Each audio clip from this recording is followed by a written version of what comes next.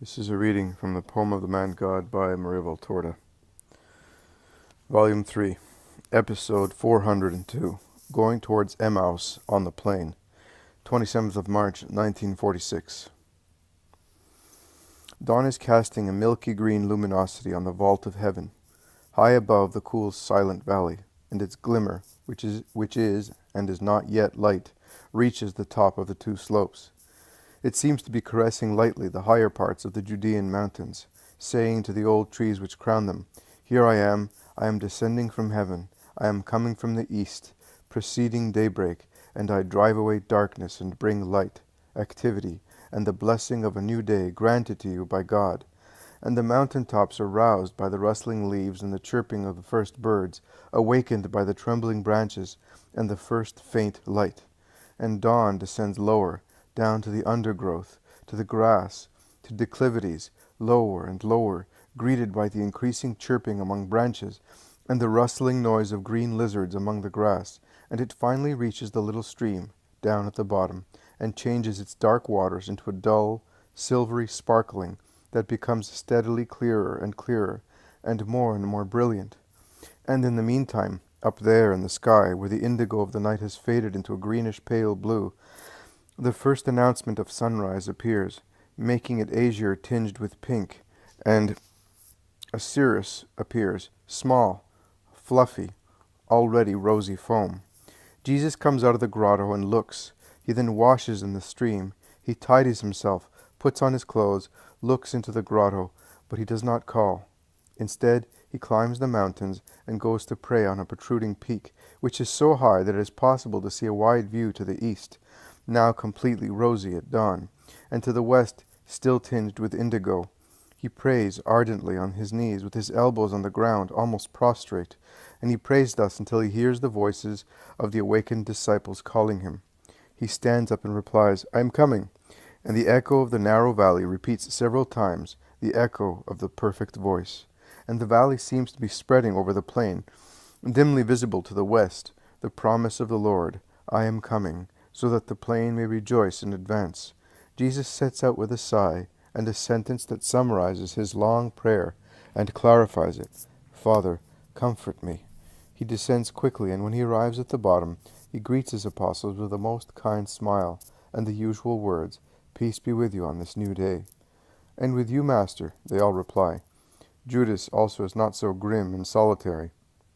I do not know whether because he is reassured by Jesus' silence, who has not reproached him and treats him exactly as the others, or because during the night he has worked out a plan to his own advantage. In fact, he asks on behalf of everybody, "Are we going to Jerusalem?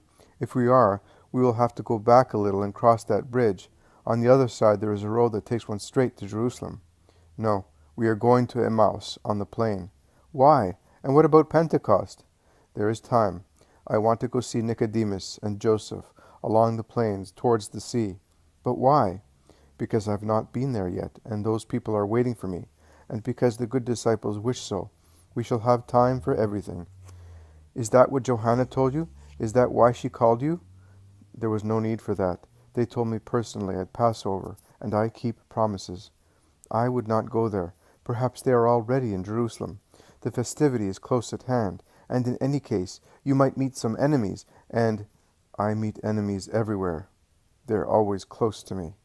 And Jesus darts a glance at the apostle, who is his grief. Judas speaks no more. It is too dangerous to go into details. He realizes it and becomes silent.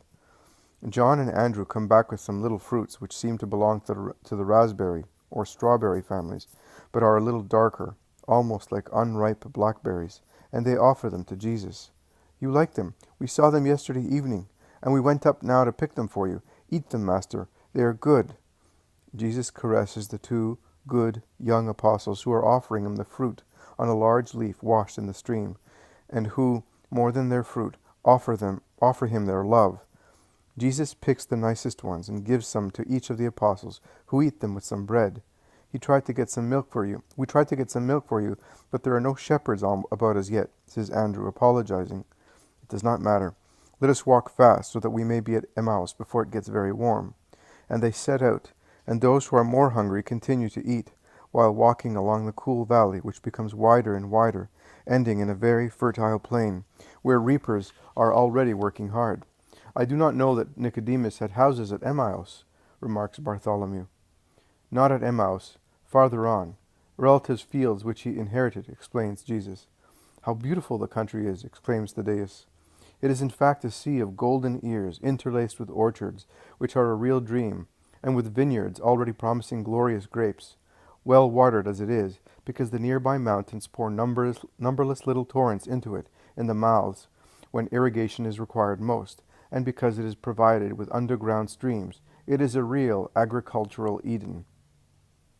It is more beautiful than last year's, grumbles Peter. At least there is water and fruit. The plain of Shinar is even more beautiful, replies the zealot. But is this not it? No, it is after this one, but this one is already affected by it. The two apostles move away from the group, speaking to each other. It belongs to Pharisees, does it not? Asks James of Zebedee, pointing at the beautiful country. It certainly belongs to Judeans. They usurped the best estates, taking them off the previous owners in many ways, replies Thaddeus, who perhaps remembers his ancestors' property in Judea, from which they were driven away, suffering a severe loss. The Iscariot takes offense at the remark and says, if they were taken off of you, it is because you Galileans are less holy. You are inferior. May I remind you that Alphaeus and Joseph were of the house of David, so much so that the edict compelled them to go and register at Bethlehem in Judah, and that is why he was born there, calmly replies James of Alphaeus, anticipating a biting reply from his impetuous brother, and pointing at the Lord, who is speaking to Matthew and Philip. Oh, well, I would say that there is good and bad everywhere. In our trade we approach people of all races, and I assure you that I have found honest and dishonest people in every race. In any case, why boast of being Judeans? Did we perhaps want that? When I was in my mother's womb, I knew nothing about being Judean or Galilean. I was there, and that was all. And when I was born, I was enveloped comfortably in swaddling clothes, without worrying whether I was breathing Judean or Galilean air. I was aware only of my mother's teat, and you were all like me, so why be upset now, because one was born in the north and another in the south? Do we not all belong to Israel? Says Thomas kindly and rightly. You are right, Thomas, replies John, and he concludes, and now we belong to one stock only, to Jesus. And he is of Judean extraction, but was conceived and resides in Galilee, after he was born in Bethlehem, as if he wanted to tell us through the evidence of events that he is the Redeemer of all Israel, from the north to the south. And I think that the Most High wanted that to teach us that divisions are against the love for our neighbor, and that he has been sent to gather everybody, like the brooding hen mentioned in the holy books. Just because he is called the Galilean, one ought not to disregard Galileans, says James of Alphaeus kindly, but firmly. Jesus, who seemed inattentive while speaking to Matthew and Philip, a few steps ahead of the others, turns round and says, You are right, James of Alphaeus. You understand the truth and the truths, and the justice of every act of God, because God, and this should always be borne in mind by everyone, never does anything aimlessly, as he never leaves without a reward what upright people do. Blessed are those who can see the reasons of God even in the least events, and the answers of God to the sacrifices of men. Peter turns round and is about to speak, but he remains silent, and he only smiles at his master, who is back in the group of his apostles, as they are now walking on a wide main road between golden fields. They proceed towards Emmaus, which is already close at hand, a group of white, dazzling houses among the golden hue of ripe corn and the green of fertile orchards. Master! Master! Stop! Here are your disciples! Shout voices from afar, and a handful of men, departing from some peasants, resting in the shade of an apple orchard, run towards Jesus along a sunny path. They are Matthias and John, formerly shepherds, and later disciples of the Baptist, and with them there are Nicholas, Abel, once a leper, Samuel, Ermastius, and others. Peace to you. You are here? Yes, Master. We have been along all the shores of the sea. We are now going towards Jerusalem. Farther north there is Stephen with our other disciples, and farther up there is Hermas with others, and Isaac, our little master, is even farther north. At least he was, as Timaeus was in the region beyond the Jordan. But by now, they are all about to come to the feast of Pentecost. We thus formed many groups, small ones, but active. And if they should persecute us, they may capture some, but not all of us, explains Matthias. You've done the right thing. I was surprised at not finding you anywhere in the southern Judea. Master, you were going there. Who could do better than you? In any case, Judea has had more than is needed to become holy, and yet they throw stones at us, at those who take the word of heaven to them. Elias and Joseph were beaten in the gorges of the Kidron, and they went beyond the Jordan to Solomon's house. Joseph was almost killed by a stone that struck his head. They lived for 8 days in a deep grotto with the man you sent, and who knew all the secrets of the mountains. Then at night they slowly passed to the other side. The disciples and apostles are excited in recalling and hearing of such persecutions.